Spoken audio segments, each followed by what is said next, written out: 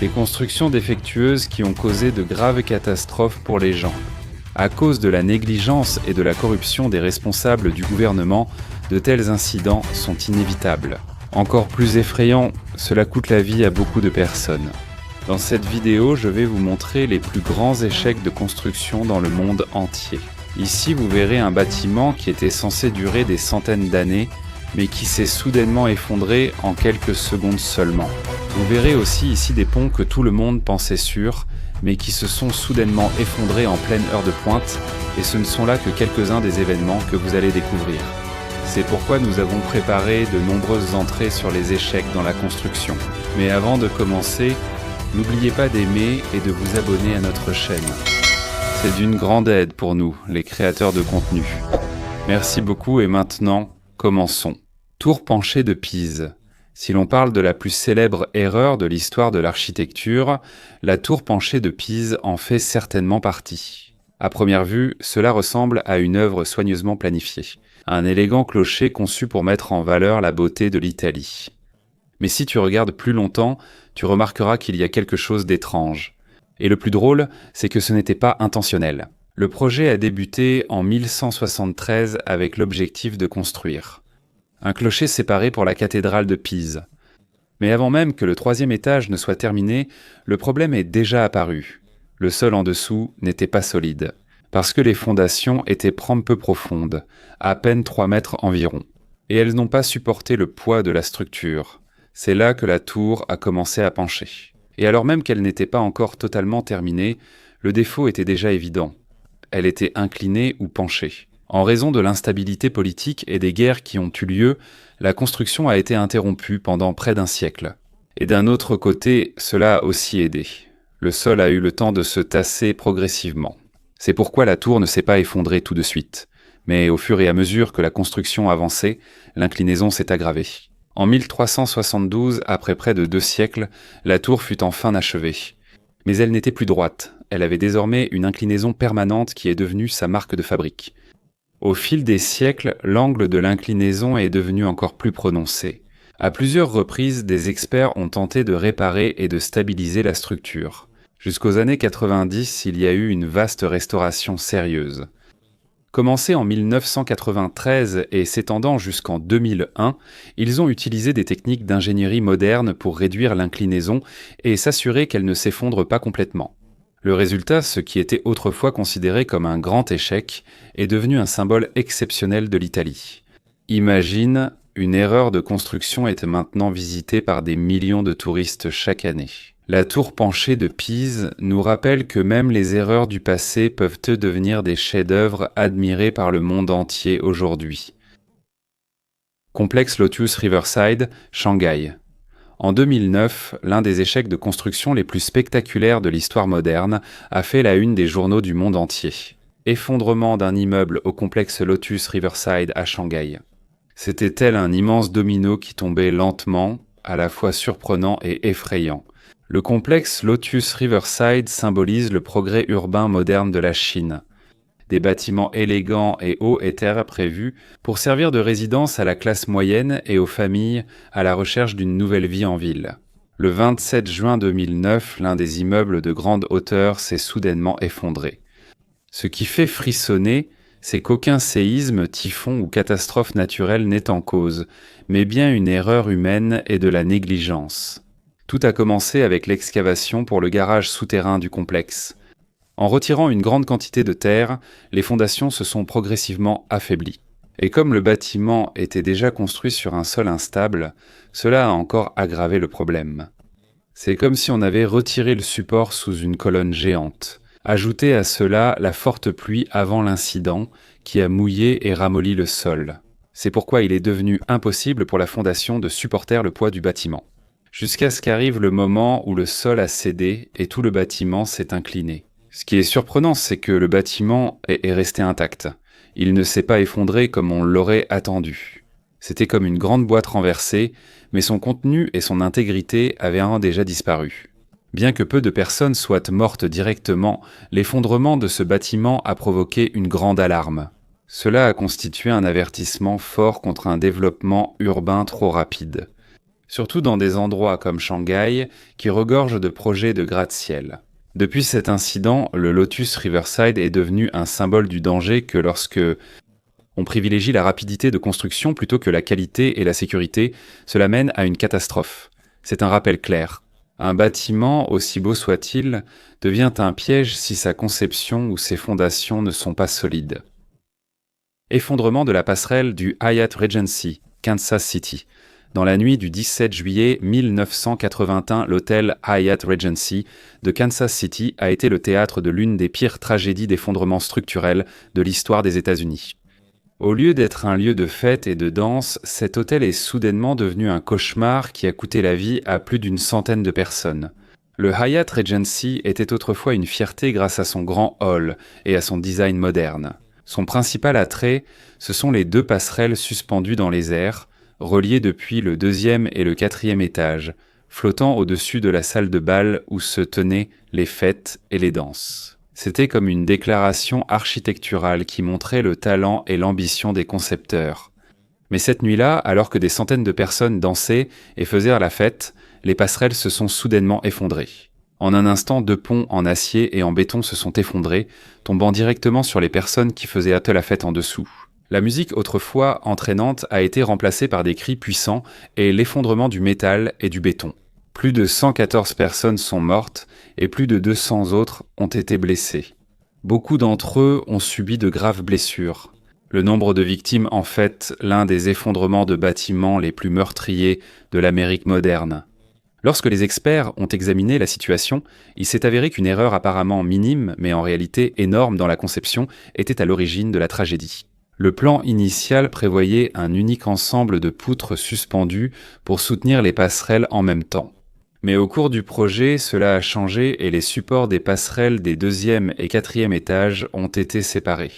Le problème, c'est que le poids que devaient supporter les points de connexion a doublé, une charge qu'ils n'étaient pas capables de supporter. Au final, ceux-ci ont cédé et ont complètement fait s'effondrer toute la structure. Ce qui s'est passé n'était pas simplement un accident. C'est une leçon qui a ouvert les yeux de toute l'industrie de la construction et de l'ingénierie. Cela a montré que, peu importe la beauté ou l'ambition du design, si on néglige les bons processus et la sécurité, cela peut entraîner de graves conséquences. Le gigantesque réservoir a soudain explosé. Imagine un hall d'hôtel ressemblant à un aquarium. Au centre, un très grand réservoir cylindrique rempli de poissons tropicaux colorés. C'est ça, l'Aquadome à Berlin. Une œuvre architecturale qui est devenue l'une des attractions les plus célèbres de la ville. Il a été construit à l'intérieur du Radisson Blu Hotel et mesure près de 82 pieds de haut. Fabriqué à partir d'acrylique épais, il peut contenir des millions de litres d'eau et plus de 1000 et 500 poissons tropicaux. L'ascenseur de l'hôtel traverse le centre de l'aquarium. Ainsi, toute personne qui l'emprunte a l'impression de plonger sous la mer. Chaque année, des milliers de touristes et locaux viennent. Pour beaucoup, c'est un symbole d'innovation et du design unique de Berlin. Mais en décembre 2022, l'inattendu s'est soudainement produit. En pleine nuit, sans prévenir, le réservoir a explosé. Des millions de litres d'eau se sont soudain déversés dehors. Cela a causé une inondation majeure dans l'hôtel et les rues voisines, les décombres étant saturés d'eau et de débris. Et les dégâts se sont élevés à des millions de dollars. Le plus triste, c'est que des centaines de poissons tropicaux sont morts dans l'incident. La scène autrefois pleine de couleurs et de vie a été remplacée par le chaos et la destruction. Mais quelle est la véritable cause de la tragédie ? Ce n'est pas un tremblement de terre, ni une explosion, mais une faiblesse structurelle, dans les matériaux mêmes de l'aquarium. Avec le temps, l'acrylique utilisé pour le mur du réservoir a développé des micro-fractures, de petites fissures presque invisibles à l'œil nu. Les changements de température et la pression intense de l'eau ont accéléré sa détérioration jusqu'à ce qu'il cède complètement. L'Aquadome, autrefois considéré comme une œuvre du design moderne, est soudainement devenu un rappel que, peu importe la beauté et l'admiration qu'inspire un projet, si les matériaux ne sont pas solides et sûrs, cela peut mener à une catastrophe. Le Vasa, le navire de guerre qui a coulé lors de son premier voyage. S'il existe un exemple d'un projet colossal, enveloppé d'ambition mais frappé par la tragédie, rien ne surpasse le navire Vasa de Suède. À l'époque du roi Gustavus Adolphus, le Vasa a été construit comme symbole de la puissance de la marine suédoise. Il était censé devenir le navire de guerre le plus puissant de son époque. Il était rempli de canons, doté d'une structure élevée et conçu pour inspirer la peur chez l'ennemi. Mais le 10 août 1628, lors de son tout premier voyage depuis le port de Stockholm, l'inattendu s'est produit. Le navire n'avait même pas parcouru 1 mille qu'il s'est soudainement incliné et a coulé. Le somptueux navire n'a même pas atteint la haute mer. Juste là, près du rivage, il a déjà été emporté par la tragédie.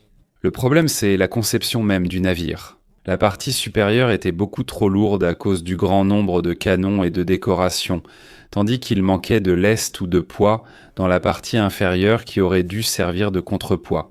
Il a suffi d'un seul coup de vent fort pour faire chavirer l'équilibre et ce fut la fin du Vasa. En quelques minutes, le navire dont le pays était fier a coulé, emportant la vie de dizaines de membres d'équipage. Ce qui s'est passé est devenu un exemple frappant de l'ampleur des conséquences possibles lorsque l'on néglige les principes fondamentaux de l'ingénierie au profit du luxe et de l'apparence. Le Vasa est resté sous la mer pendant plus de 300 ans et en 1961, il a été renfloué et soigneusement préservé. Aujourd'hui, il est exposé dans un musée à Stockholm, non pas comme un symbole de puissance militaire, mais comme un rappel de l'importance d'une conception appropriée, de la sécurité et de l'équilibre dans tout projet. Le barrage de Téton, le ruisseau devenu déluge. Dans les années 70, les États-Unis étaient en fiers d'un nouveau projet, le barrage de Téton dans l'Idaho. Il a été conçu pour prévenir les inondations, irriguer et approvisionner en eau les communautés voisines. On disait qu'il était moderne et à la pointe de la technologie pour l'époque. Mais le 5 juin 1976, tout a changé. Alors que le réservoir se remplissait pour la toute première fois, de petites fuites d'eau ont été remarquées dans le barrage. Au début, cela semblait encore contrôlable. Les ingénieurs ont essayé de combler et de réparer, mais le problème s'aggravait rapidement. Quelques heures plus tard, le barrage de Téton s'est effondré. Une énorme brèche s'est formée et plus de 250 000 acres-pieds d'eau se sont déversés à l'extérieur. Un immense flot a atteint directement Wilford et Rexburg. C'était comme un gigantesque mur d'eau qui s'est abattu. Les maisons, les fermes, les ponts et les routes ont été détruits. Presque tous les biens sur son passage ont été submergés ou emportés. Malheureusement, 11 personnes sont mortes et les dégâts laissés se chiffrent à des milliards de dollars. La nature elle-même a souffert, animaux domestiques et exploitations agricoles balayées par les crues. La cause de la tragédie ? Les experts ont découvert que le barrage avait été construit avec des pierres extrêmement poreuses qui laissent facilement passer l'eau. Progressivement, il s'est affaibli jusqu'à s'effondrer totalement. Le barrage de Téton est une leçon sévère. Même si le plan est excellent, si les matériaux sont défectueux et que les avertissements sont ignorés, un projet censé apporter la sécurité peut devenir la source de l'une des pires catastrophes. Le grand magasin Sampoong, ce centre commercial devenu tombeau. Dans les années 90, le grand magasin Sampoong à Séoul était l'un des symboles de la rapide ascension de la Corée du Sud. À première vue, il semblait être le symbole d'une ville moderne. 5 étages de luxe, remplis de magasins, de boutiques de luxe et de milliers de clients chaque jour. Mais derrière cette image brillante se cachait une grave erreur. Le bâtiment avait été initialement conçu comme un bureau de seulement 4 étages. Pendant la construction, les propriétaires ont choisi d'en faire un centre commercial de 5 étages. Certains piliers ont donc été retirés et des équipements lourds, comme une grosse unité de climatisation sur le toit, ont été ajoutés, ce que les fondations ne pouvaient en supporter. Avant même la catastrophe, des signes avant-coureurs apparaissaient déjà. Pendant plusieurs mois, de grandes fissures sont apparues sur les murs et le sol. Mais au lieu de fermer le bâtiment pour effectuer des réparations, la direction a préféré poursuivre les opérations, parce qu'il ne voulait pas perdre de revenus. Et le moment le plus tragique est arrivé le 29 juin 1995. Alors que le centre commercial était plein de clients, un fort grondement s'est soudainement fait entendre. Les étages se sont effondrés les uns après les autres, comme une maison faite de cartes.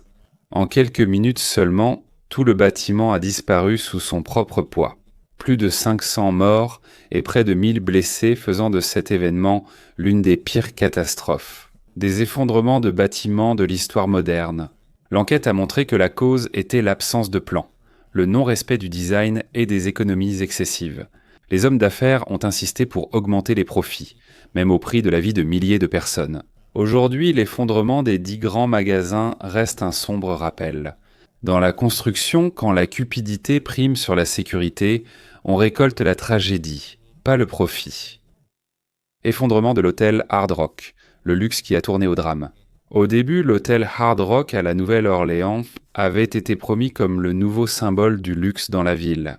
Des plans prévoyaient un bar sur le toit, une piscine avec vue sur l'horizon et des équipements 5 étoiles pour les invités. Depuis le début de la construction en 2018, les résidents et les commerçants étaient pleins d'enthousiasme.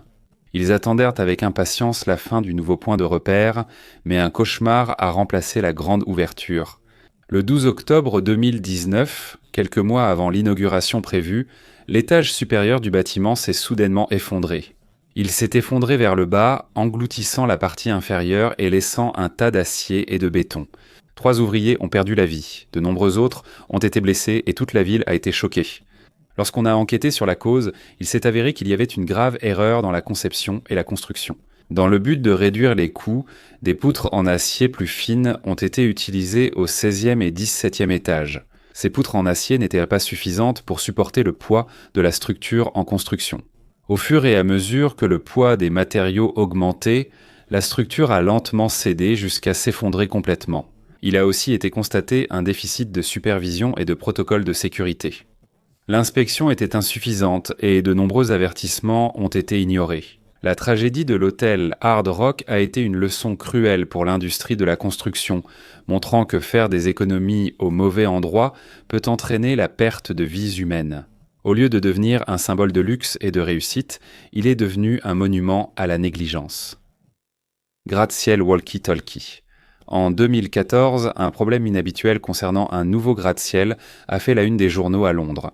Surnommé Walkie Talkie Building, il doit ce nom à sa forme rappelant une radio portative. À première vue, l'architecture est impressionnante, moderne, originale et immédiatement reconnaissable dans la ligne d'horizon de la ville. Mais il y a un défaut inattendu. Sa forme concave en verre agit comme une gigantesque loupe. Chaque fois que le soleil frappe, la lumière se reflète et se dirige dans une seule direction, directement vers la route en bas. Le résultat, c'est que tu as l'impression d'être sous un four industriel. Il y a même eu des moments où la température sur la route elle-même a atteint plus de 243 degrés Fahrenheit. Une Jaguar a littéralement vu une partie de sa carrosserie fondre à cause de la chaleur extrême. Les panneaux de signalisation ont brûlé, les carreaux se sont déformés, et même les piétons se plaignent parce qu'ils ont l'impression d'être cuits en marchant. Pour cette raison, les Londoniens l'ont appelé le gratte-friture. Les développeurs ont été obligés de trouver une solution immédiate. Ils ont installé des pare-soleil pour réduire l'éblouissement et empêcher la chaleur dangereuse. Mais avant même que cela ne soit réalisé, ce bâtiment est devenu un rappel frappant que même les conceptions les plus ambitieuses peuvent entraîner des catastrophes inattendues, lorsque son impact sur l'environnement n'est pas pris en compte. Au final, le walkie-talkie est devenu un exemple de la façon dont une architecture, impressionnante à l'œil, peut représenter un danger réel lorsque des principes scientifiques simples sont négligés. Le pont de Tacoma Narrows, le pont qui a dansé jusqu'à s'effondrer. Le 7 novembre 1940, toute l'Amérique a été témoin de l'une des erreurs les plus célèbres de l'histoire de l'ingénierie. L'effondrement du pont de Tacoma Narrows, dans l'État de Washington. On le surnommait Galloping Gertie à cause des mouvements étranges du pont lors de vents forts. Il bougeait littéralement comme une vague sur la mer. Le pont a été construit pour être moderne et économique. Le design était élégant, plus léger que les anciens ponts suspendus et reconnu comme œuvre d'architecture moderne. Mais il y avait un grave problème, il était trop aérodynamique. Au lieu de résister au vent, la structure agissait comme une aile d'avion, captant le vent et oscillant. Le jour de la tragédie, le vent soufflait à près de 40 miles à l'heure. Au début, le pont s'est tordu et a vibré. Mais à mesure que le vent se renforçait, ces mouvements devenaient de plus en plus dangereux. Les automobilistes qui passaient ont eu peur, et ils se sont enfuis immédiatement. Une voiture avec un chien a été laissée derrière, et cela est devenu le symbole de la tragédie. Après plusieurs heures d'oscillations intenses, la structure n'a plus pu supporter la torsion continue. Devant les caméras et les témoins, le pont s'est finalement effondré et s'est précipité dans les eaux froides du Puget Sound. L'effondrement du Tacoma Narrows n'a pas été seulement une catastrophe locale, mais aussi une grande leçon pour le monde entier de l'ingénierie. Les scientifiques ont réalisé qu'ils n'avaient pas suffisamment étudié l'effet de l'aérodynamique sur les grandes structures. À cause de cela, une nouvelle discipline en génie civil s'est développée, axée sur la résistance au vent et la stabilité structurelle. Aujourd'hui, la tragédie de Galloping Gertie n'est pas seulement considérée comme un échec, mais comme un tournant important qui a changé la façon de concevoir les ponts dans le monde entier. Crise du marbre de l'Aon Center. En 1973, l'Aon Center a été construit à Chicago, alors appelé Standard Oil Building. C'était un gratte-ciel moderne, au design élégant, recouvert de marbre blanc de Carrare italien, un matériau qui symbolise depuis longtemps le luxe et la beauté. Pour les architectes, ce marbre allait donner une identité unique au bâtiment. Mais en seulement 1 an, les problèmes ont commencé à apparaître. Les panneaux de marbre à l'extérieur du bâtiment ont montré de profondes fissures, et certains se sont même détachés et sont tombés de haut. Imagine seulement des blocs de pierre pesant plus de 300 livres tombant du ciel. C'était une menace énorme pour les personnes qui passaient dans la rue en dessous. Quelle en était la cause ? La réponse, c'est le climat extrême de Chicago. Dans cette ville, il fait extrêmement chaud en été et très froid en hiver. À cause de cela, le marbre se dilate et se contracte sans cesse. Avec le temps, les fines dalles n'ont plus pu supporter le stress causé par les variations de température. De nombreuses tentatives ont été faites pour résoudre le problème à l'aide de renforts métalliques, mais cela n'a pas permis de régler la question. Les propriétaires de l'immeuble ont finalement dû retirer tous les panneaux de marbre et les remplacer par du granit plus résistant de Mount Airy. Le projet a coûté plus de 80 millions de dollars, soit presque la moitié de la valeur initiale de l'ensemble du bâtiment. La crise du marbre du Aon Center a servi de grande leçon dans le monde de l'architecture.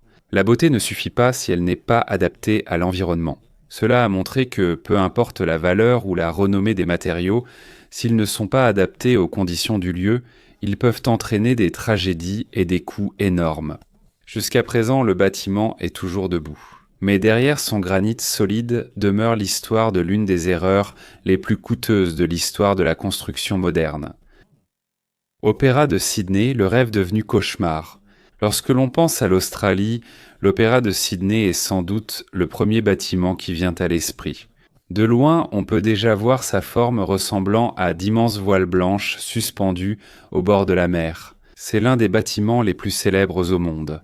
Mais l'histoire de sa construction est pleine de troubles, d'erreurs et de dépenses excessives. En 1957, l'architecte danois Jørn Utzon a remporté le concours. Lors d'un concours pour concevoir le bâtiment, le plan était simple. Il devait être terminé en 4 ans et coûterait au total 7 millions de dollars australiens. Mais au fil du temps, il s'est devenu évident que les choses seraient très différentes de ce qui était prévu. Le design unique de l'opéra, en particulier ses coques en béton emblématiques, a entraîné des problèmes d'ingénierie presque sans fin. Il a été redessiné plusieurs fois durant sa construction, chaque changement ajoutant des années et des millions de coûts. En 1966, Jørn Utzon a été contraint de démissionner en raison de conflits avec le gouvernement et les responsables du projet. Le bâtiment a été laissé à d'autres architectes qui ont terminé le travail, mais pas selon son plan original. Finalement, le bâtiment n'a été achevé qu'en 1973, 14 ans après le début des travaux. Et l'ancien budget de 7 millions a explosé pour dépasser les 100 millions de dollars australiens. C'est près de 13 fois le plan initial. Les problèmes n'étaient pas seulement financiers. Dès l'ouverture du bâtiment, la mauvaise acoustique a été remarquée.